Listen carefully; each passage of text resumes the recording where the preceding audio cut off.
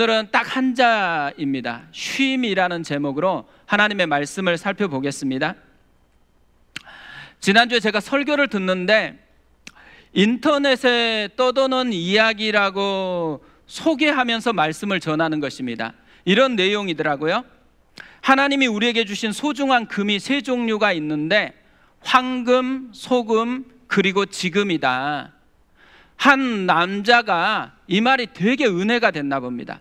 그래가지고 아내에게 문자를 이렇게 보냈습니다. 여보, 내게 소중한 금이 3개 있는데 황금, 소금, 지금이야. 그랬더니 아내에게서 바로 답이 왔습니다. 이렇게 왔습니다. 여보, 저에게도 소중한 금이 3개 있는데 현금, 입금, 지금이에요. 재미있는 유머이죠. 근데 사실은 제가 이 이야기를 듣는데 마음이 좀 씁쓸한 것입니다. 왜냐하면 이 현금, 입금, 지금이라는 것이 가벼운 유머로 이렇게 넘어갈 수 있는 분도 있지만 사실 우리 곁에는 이게 너무 힘겨운 현실인 분들이 굉장히 많기 때문에 그렇습니다. 요즘에는 경기가 너무나 안 좋습니다. 특별히 부동산 경기가 정말 안 좋거든요. 그러니까 부동산 사무실을 이렇게 운영하고 있는 분은 이때가 너무 힘든 것입니다. 몇 개월째 한 건의 계약도 이루어지지 않고 있다 그러더라고요. 지난주에는 고깃집을 하고 있는 한 청년을 찾아갔습니다. 작은 고깃집인데 최근에 옆에 좀 큰 고깃집이 들어서 버린 것입니다. 같은 종류로.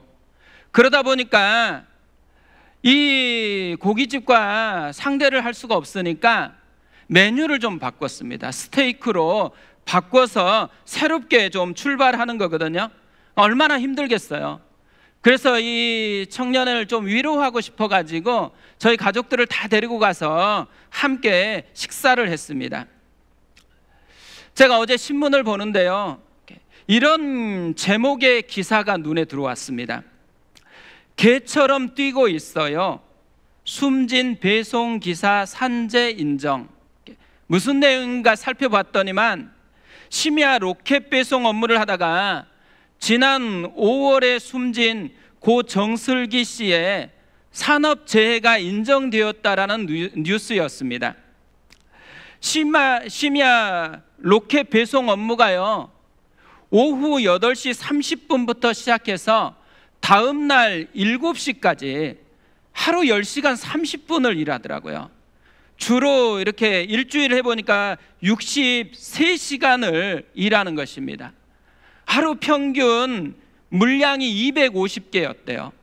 그런데 숨지기 50일 전부터는 무려 340개로 급증을 했다라는 것입니다. 근데 정말 안타까운 것은 센터와 이분이 나눈 카톡 대화예요. 센터에서 달려주십시오 이렇게 카톡을 보내니까 이렇게 대답을 했습니다. 개처럼 뛰고 있긴 해요. 이분은 왜 이렇게 무거운 짐을 지고 그렇게 힘든 삶을 살아야 됐을까요? 그에게는요, 택배의 짐보다도 사남매를 책임져야 되는 더 무거운 짐이 있었기 때문에 그런 거죠. 오늘 말씀을 다시 한번 보세요. 예수님의 시선이 머무는 사람들이 있습니다. 수고하고 무거운 짐진 자들입니다. 예수님은 단지 눈앞에 있는 사람만 그렇게 본 것이 아닙니다. 인간이 수고하고 무거운 짐을 지고 가고 있다고 말하는 거죠. 수고하는 사람, 또 무거운 짐을 지고 가는 사람이라는 거예요. 근데 여기에서 수고하는 사람이라는 헬라어는 코피온테스라는 말입니다. 이 단어는 육체적으로 고나여 지치다, 감정적으로 용기를 잃고 낙담하다라는 의미입니다. 육신에 힘든 것, 정신적으로 힘든 것, 영적으로 힘든 모든 것을 가리키는 말이에요. 그런데 이 단어가 현재 분사 능동태로 되어 있습니다. 그래서 단 한 번 힘든 게 아니고 지속적으로 힘들었어요. 그런데 나로 말미암아서 생기는 어려움을 겪고 있다라는 얘기입니다. 그런가 하면 무거운 짐진 사람에 해당하는 말은 현재 분사 수동태로 되어 있습니다. 그러니까 이 말은 내가 원해서 어려움을 겪게 되어진 게 아니고 나는 원치 않은데 상황 때문에 어쩔 수 없이 오는 어려움을 만났다라는 것이죠. 그러니까 내가 원해서 가진 짐이든 상황 때문에 가지는 짐이든 인간은 누구나 수고하고 무거운 짐을 지고 살아간다라는 말입니다. 혹시 슬리포노믹스라는 말을 들어보셨나요?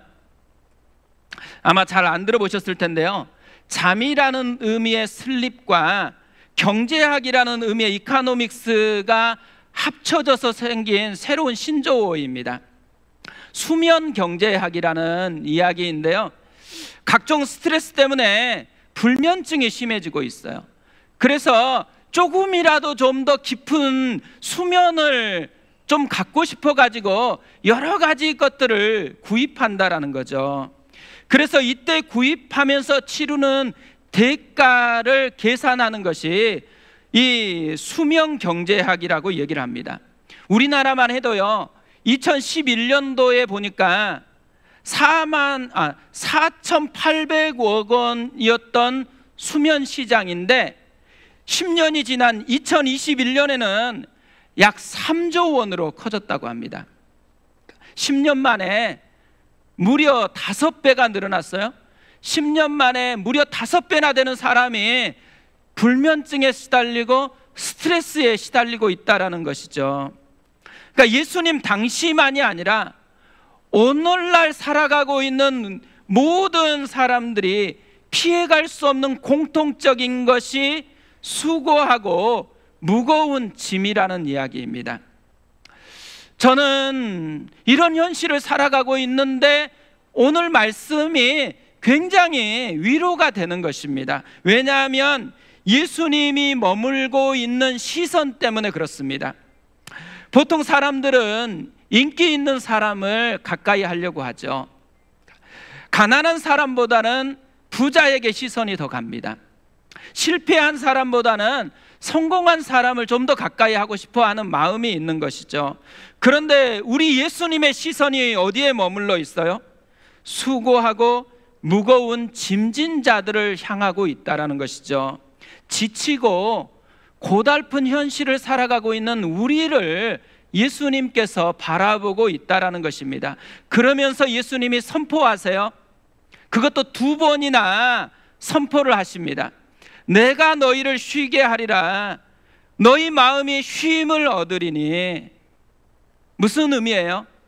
안다라는 것입니다.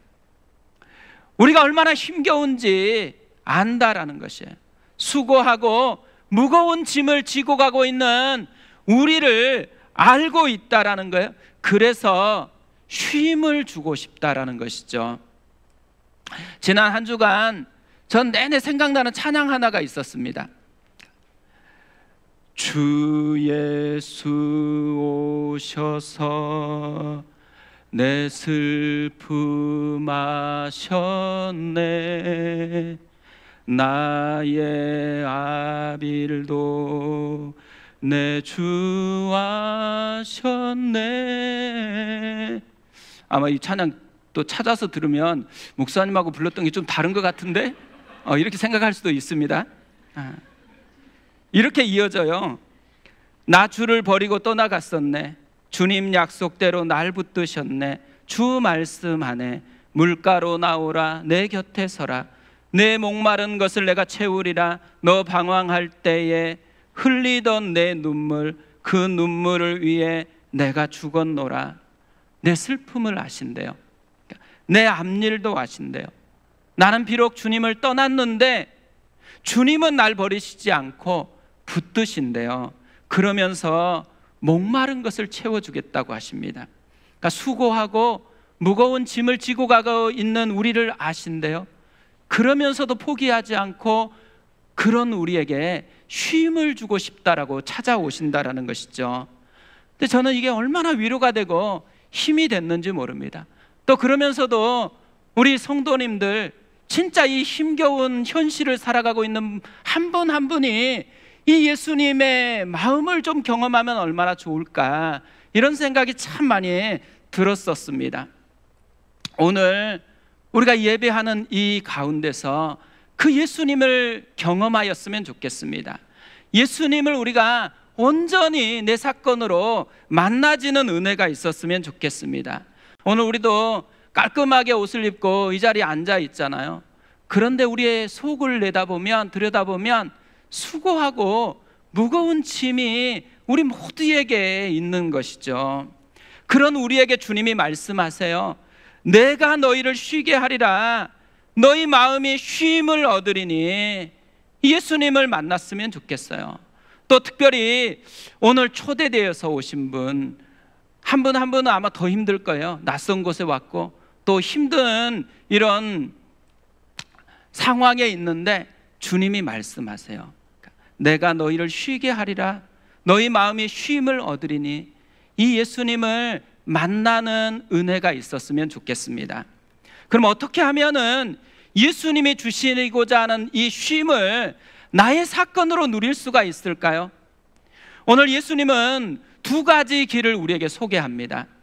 첫 번째로는 다 내게로 오라는 거예요. 그러면 너희가 쉼을 얻게 될 거라고 이야기합니다. 그리고 두 번째로는 나의 멍에를 메고 내게 배우래요. 그러면 너희 마음이 쉼을 얻게 될 것이라고 약속을 합니다. 예수님의 쉼을 누리는 첫 번째 길이 먼저 다 내게로 오라는 초대입니다. 이 다 내게로 오라, 이 말은요, 지금 우리가 겪고 있는 수고와 무거운 짐이 사실은 예수님을 떠났기 때문에 맛볼 수밖에 없는 것이라는 전제를 깔고 있는 것이죠. 성경에 보면요, 이 수고라는 단어가 처음 나오는 곳이 있어요.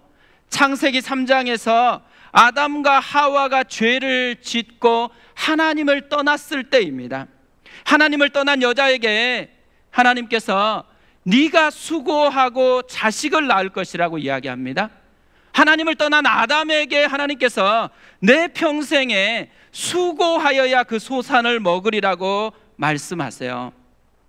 원래 하나님은 인간을 창조하신 후에 에덴 동산에 살게 했습니다.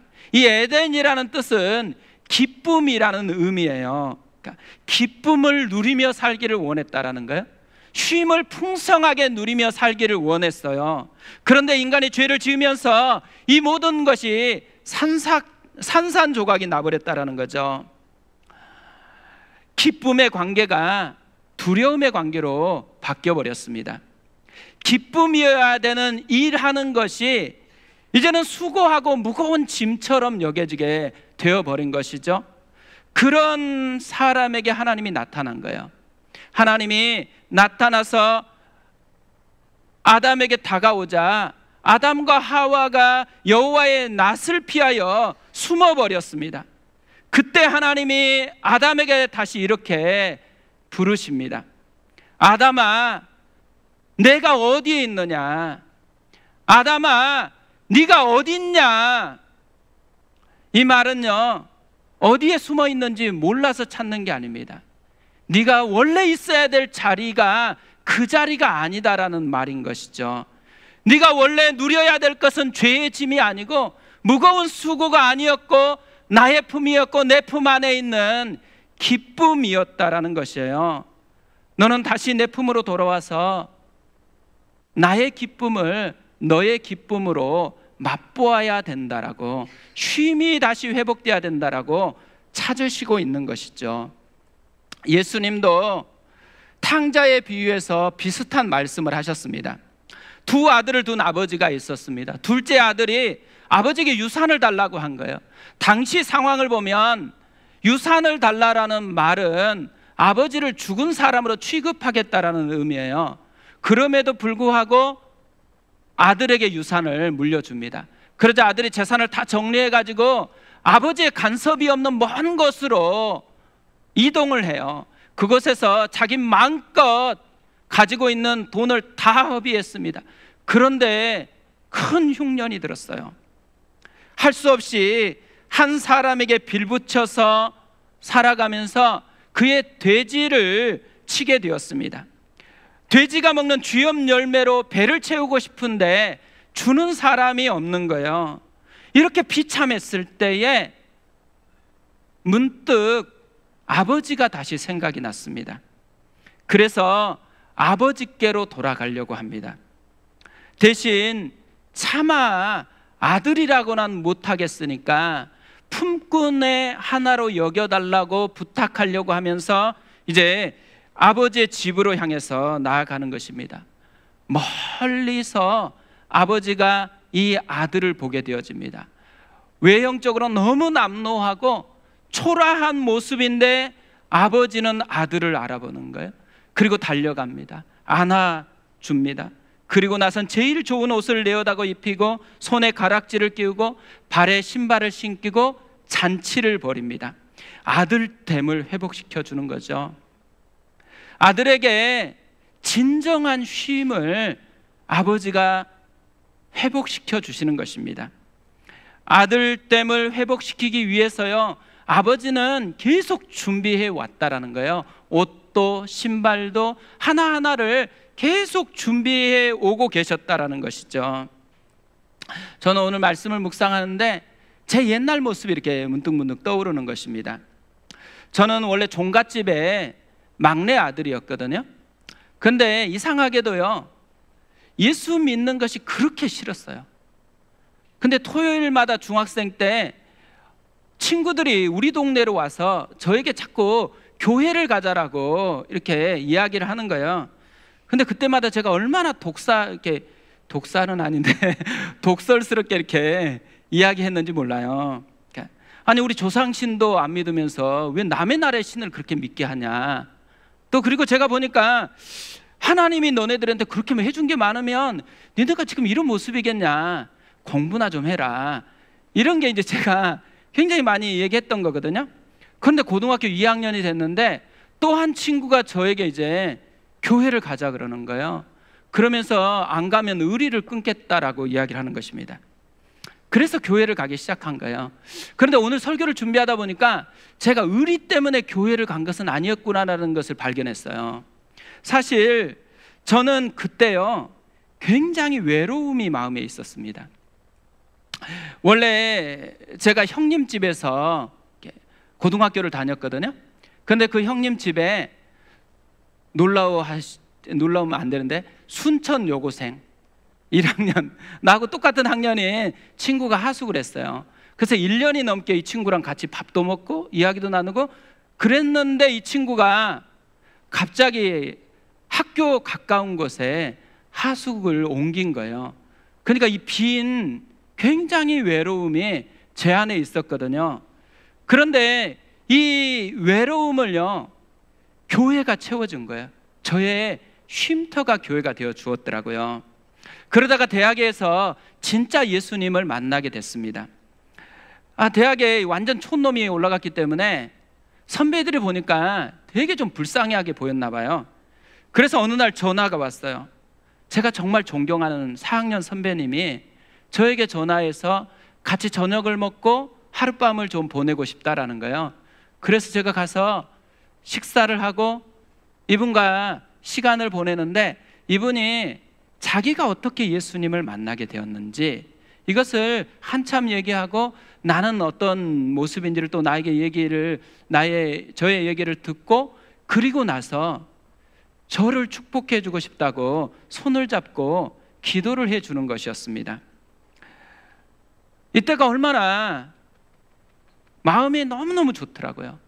그런데 또 주말이 되면 어김없이 저에게 전화를 하시는 분들이 있었어요. 선배 순장님이 또 전화를 하는 거예요. 그러면서 점심을 사주겠다라는 거예요. 그러면 가면은 점심 먹고 나면 교회 가서 너를 위해서 좀 기도하고 싶다라고 얘기하는 것입니다. 그런데 조금 약간 좀 창피한 느낌이 드는 거예요. 갔는데 아무도 없으면 어떡하지? 나 혼자면 조금 쪽팔릴 것 같은데? 이런 생각이 들어서 갔는데 이곳저곳에서 한 사람 한 사람 손을 잡고 기도해주고 울고 있는 것이에요. 근데 저는 그 장면이 잊혀지지가 않는 거예요.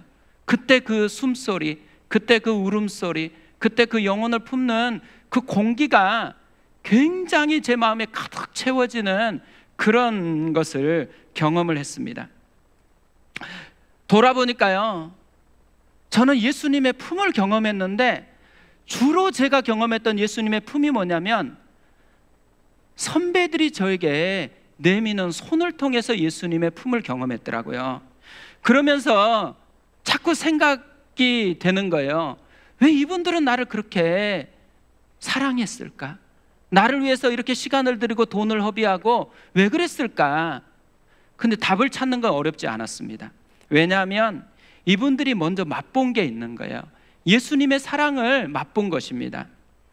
이분들은 저보다도 더 깊게 우리의 쉼을 회복하기 위해서 예수님이 치루었던 십자가의 사랑, 그 대가 지불을 깊이 맛을 본 거예요.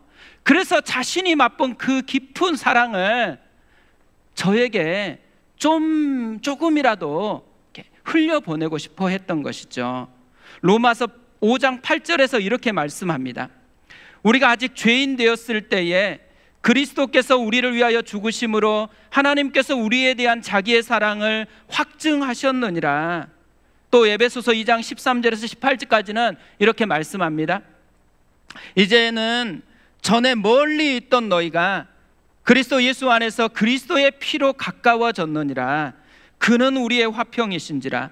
둘로 하나를 만드사 원수된 것 곧 중간에 막힌 담을 자기 육체로 허시고 법조문으로 된 계명의 율법을 폐하셨으니 이는 이 둘로 자기 안에서 한 세 사람을 지어 화평하게 하시고 또 십자가로 이 둘을 한 몸으로 하나님과 화목하게 하려 하심이라.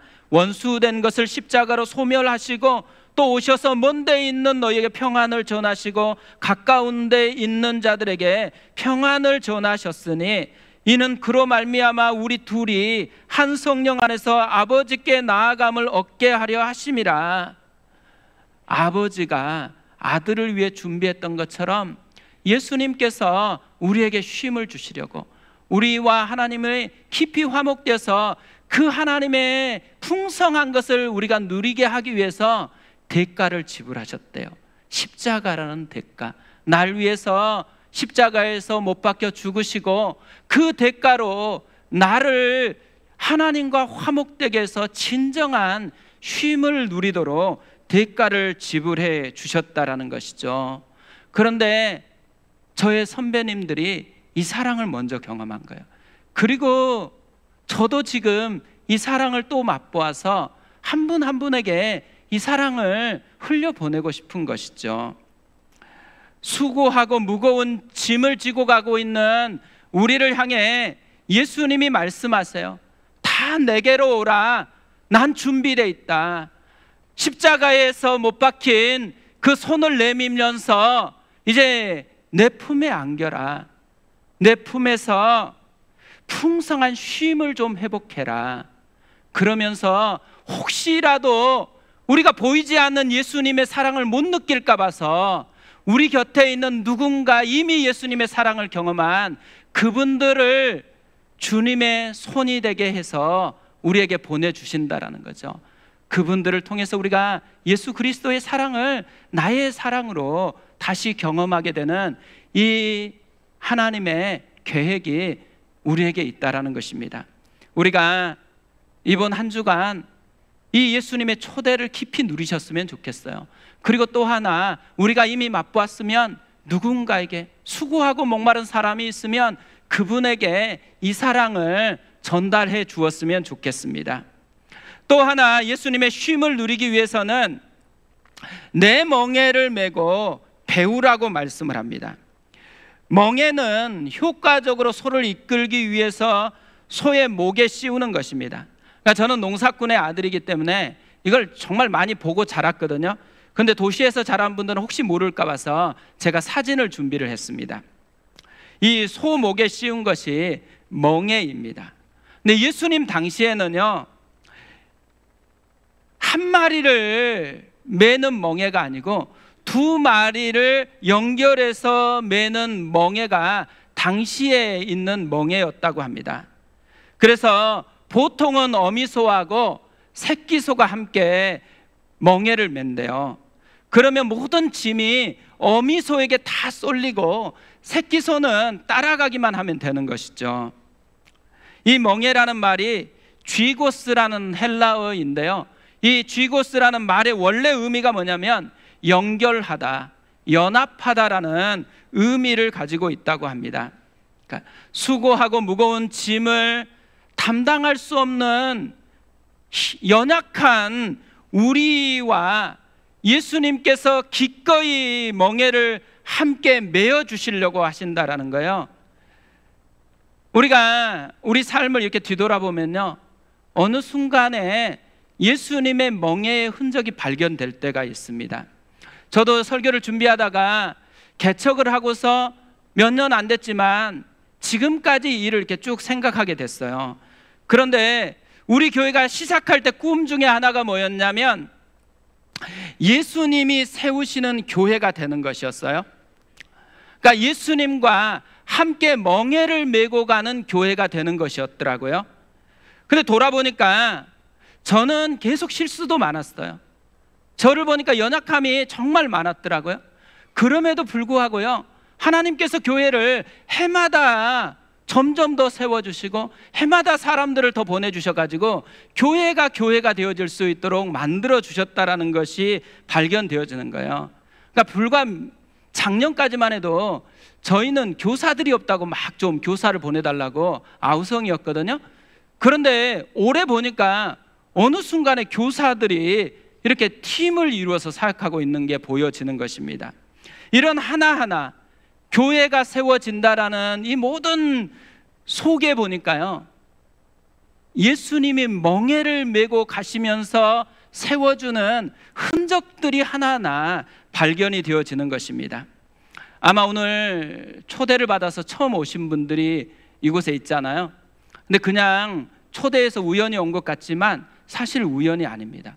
오늘 말씀을 보면 예수님이 멍에를 함께 메고서 교회가 될 수 있도록, 쉼을 회복할 수 있도록 우리 교회로, 예배로 초대해 주신 것이죠.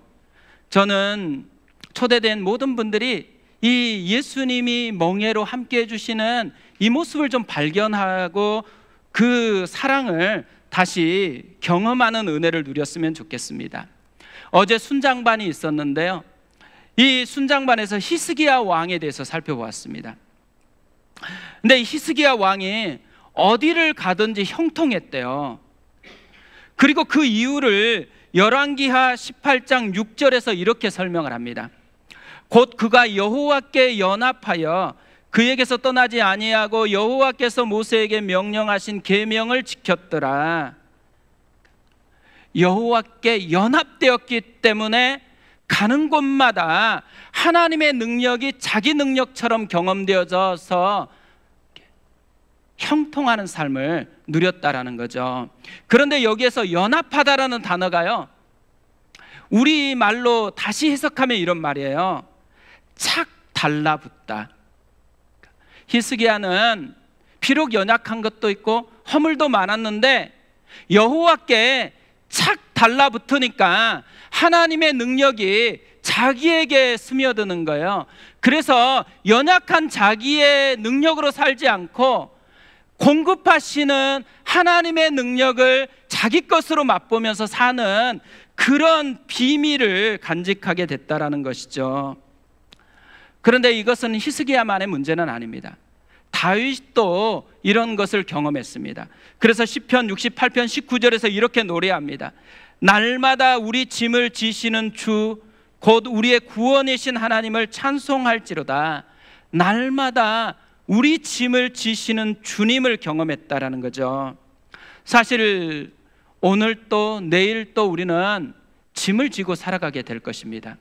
그런데 우리가 우리의 힘만으로 이 짐을 지고 가려고 하면 아마 지치고 또 힘들 거예요. 우리에게는 함께 멍에를 메고 가시면서 날마다 우리의 짐을 대신 지어주시는 예수님이 곁에 있다라는 것이죠. 우리가 해야 될 일은 딱 하나입니다. 그 예수님께 착 달라붙어서 그분의 능력이 내 능력이 되도록 그분의 사랑을 나의 사건으로 경험하면서 살아가는 것이죠. 오늘은 새생명 축제거든요. 정말 많이 기도하고 또 마음을 담아서 한 분 한 분을 초대하는 시간이기 때문에 저로서는 되게 부담스러운 거예요. 오늘 말씀을 뭘로 전해야 될 건가? 이것이 가장 큰 고민거리였습니다. 그러면서 계속해서 기도하고 씨름하는데 오늘 말씀을 발견하게 된 거예요. 오늘 말씀을 보면서 지금 수고하고 무거운 인생길을 걸어가고 있는 모두를 향해서 하나님께서 꼭 알려주고 싶은 마음이 여기에 다 담겨 있다는 생각이 드는 거예요. 수고하고 무거운 짐진 자들아, 다 내게로 오라. 내가 너희를 쉬게 하리라. 주님이 정말 쉼을 누리기를 원하신다라는 거죠. 깨어졌던 것이 다시 회복되기를 원하시는 거예요. 그런데 우리가 할 수가 없잖아요. 그래서 예수님께서 대신 십자가에서 이 모든 대가를 지불하고 못자국 난 손을 벌리면서 내 품에 안겨라. 그러면 너의 무거운 짐을 내가 대신 지고 갈게. 너는 짐 대신에 나의 사랑, 나의 능력을 맛보면서 나아가면 좋겠다. 우리에게 시선이 바뀌는 것을 원하는 거죠. 예수님이 우리에게 시선을 향하는 것처럼 우리도 내 어려움이나 짐이 아니고 예수님께 시선을 두고 나아가는 은혜가 있었으면 좋겠습니다. 우리 그 마음을 가지고 찬양하고 기도하도록 하겠습니다. 오늘 찬양은 내 영혼 지치고 피곤할 때라는 찬양입니다. You raise me up이라는 대부분이 아는 들어보셨을 찬양인데요, 이 가사 그대로 하나님이 우리를 향한 마음이 담겨 있습니다. 이 마음을 생각하면서 같이 찬양하겠습니다.